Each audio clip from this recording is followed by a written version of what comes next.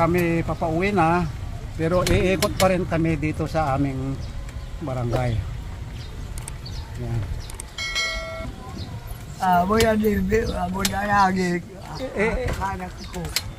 Itong mga ito. Hi!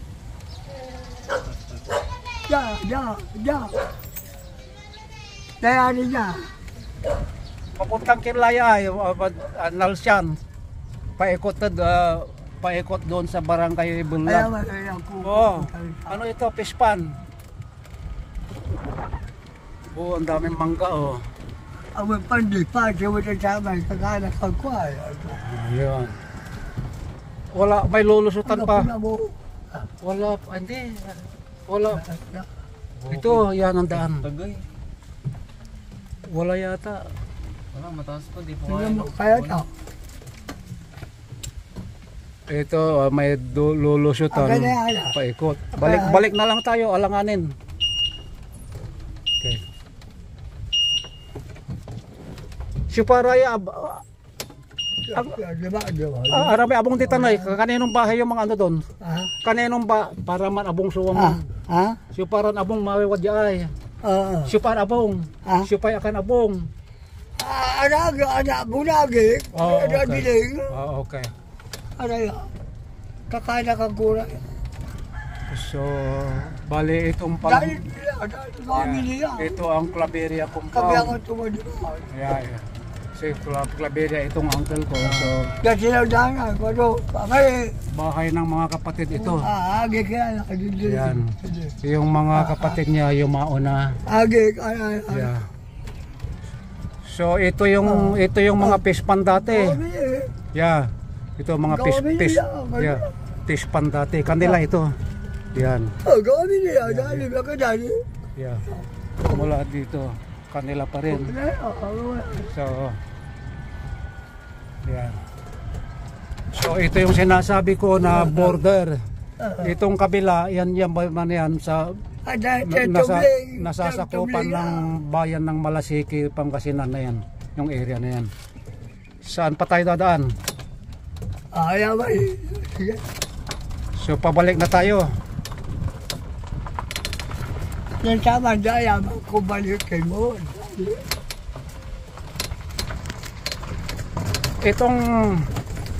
Ito pa nasa border tayo.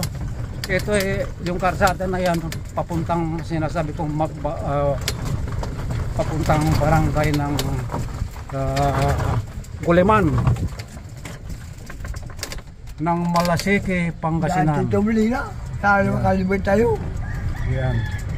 Saan tayo lulusot? Highway po ng Malasiki. Tumleng. Umawa yan dahil. Mapapalayo kami. So sa makakarating kami ng highway.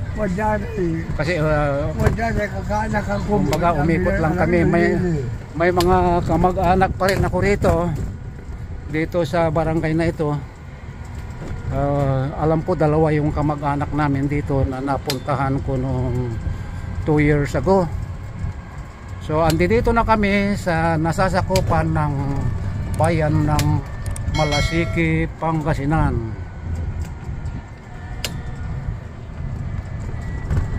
Yan ang ganda ng views. Yung kabilaan na rin ang bahay. Yan, kabahayan dito sa right side. Kabahayan na rin dito sa left side. So sabi ni Uncle, dispasyo sa pagmamaniho. Itong aming driver. Bali apo niya ito. Kakatan balik nila.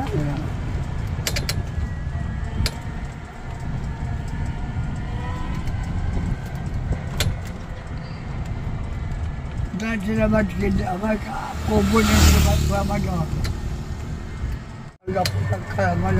ang barangay Tumleng, Malasiki, Pangasinan.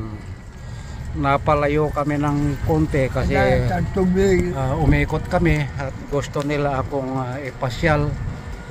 The last time na pumunta ako rito, 2023, dito ako nakadaan na kami isang beses dito. At ngayon muli.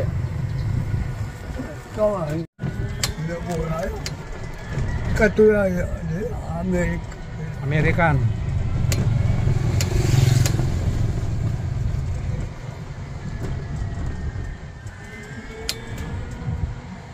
yung voice niya.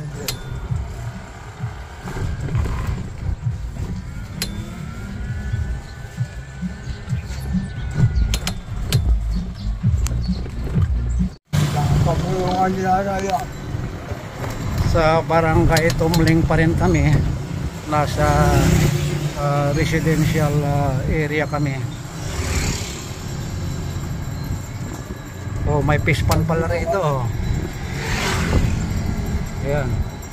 Ayan, may pispan na maliit. Wala pipan ka dyan. Ayan, ayan. Mga tilapia, hito, dalagang binubuhay dyan. Wala pipan ka.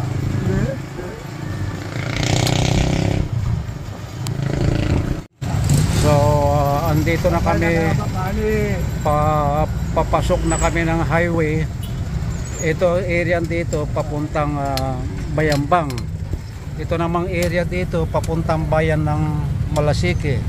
So yun, nag left turn na kami.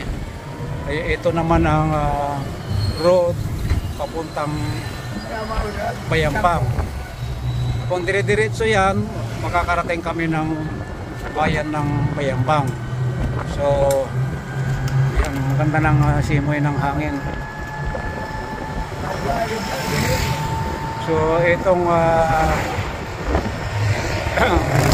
nasa left side, nasasakop pa rin ng barangay Tumling, Malasike, Pangasinan. So paglampas natin dito sa border na nasasakupan ng Bayambang, ang unang barangay na madadaanan yung Nalsian Norte, at then papasok na rin sa aming pinanggalingang barangay. Magle-left turn kami mamaya. Yan. So nakalampas na doon sa eskwelahan. Kaya apoy na kung pari kahit na tila. Ito yung sakop pa ng Guliman. Ito, papasok na kami sa barangay Nalsian Norte na sakop ng Bayambang. So, umikot lang kami para ma-share ko yung mga neighboring barangay dito sa aming nasasakupang. So andito na kami papunta doon sa aming barangay na pinanggalingan. Sa bali itong binabaybay namin ngayon, nasa looban na kami.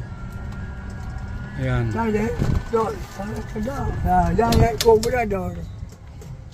Payabong.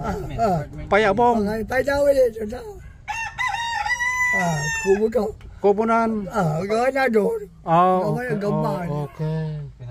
Kaya pala, kaya ador pala ito. Talura kwarto. Okay. Nakabili pala si Ador dito. Yung anak niya. Yung binibilan ko ng materialis. Okay. So, yun yung bahay ni Ador.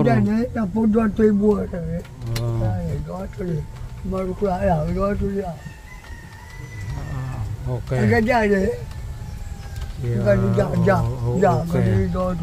Kay Ador pala ito, yung area na yan.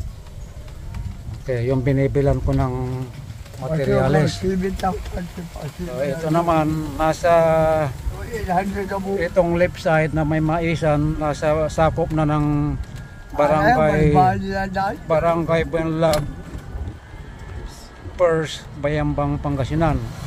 Ito namang nasa right side, Gawa na si Kenya, si nasa sakupan ng Nalsian. Itong mais na yan, kaya may kulo. Nalsian, Bayambang. Okay. So balik tayo rito. Ito yung maisan pa rin sa barangay Benlag Pers, Bayambang, Pangasinan. Ang kapula ng daklawang magtali na. Yan. Hinahayaan ko lang magsalita itong uncle ko. Nagbablog ako pero hindi niya ako naririnig dahil mahina na rin ang pandinig niya. Kaya hinahayaan ko na lang. Ini-explain niya kasi yung mga nadadaanan. Parang kumbaga parang tour guide ko siya. Pero itong mga sinasabi niya, kabisado ko pa rin. Alam ko yung mga may-ari ng lupain. Pero yung iba hindi ko na alam. At yung mga sinasabi niyang may-ari, katulad doon, anak niya pala yun. Ay, tayo, Tataas ng mais, oh.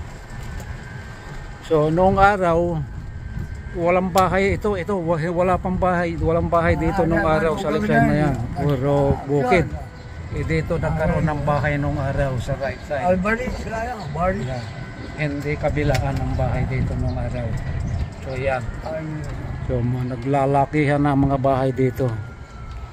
At mais na naman ang ating makikita.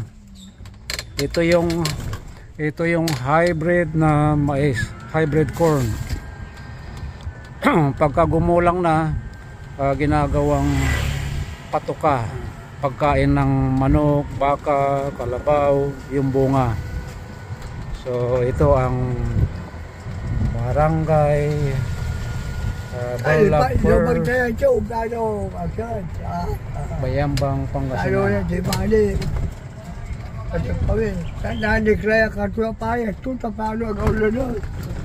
Ang tataas ng mais, oh, parang ito yung San Miguel.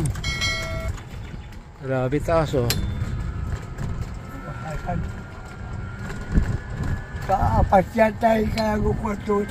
Yeah, so maraming salamat sa pagtour, uncle. Dahil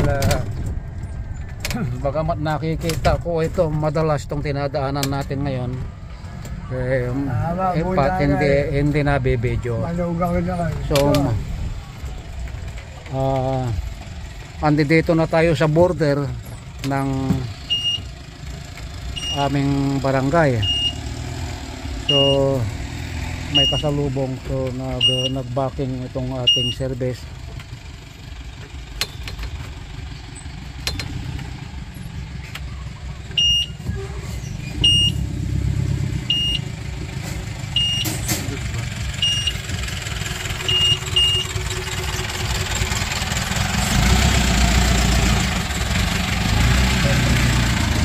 Itong nasa left side, sakop ng barangay na namin. Kapapasok lang namin sa border.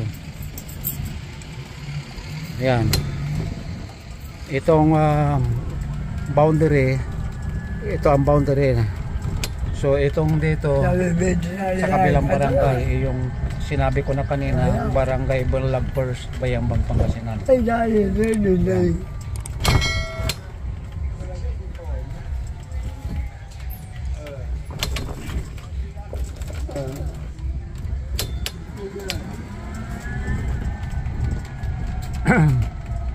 So malapit na kami doon sa pinanggalingan namin na yung itong sa bahay ng uncle ko. In less than 1 minute tapos na ang pagtutur namin at pag-iikot ko sa sa lugar na ito. Ayan. Finally, andito na kami sa aming pinanggalingan. Ito ang bahay ni uncle.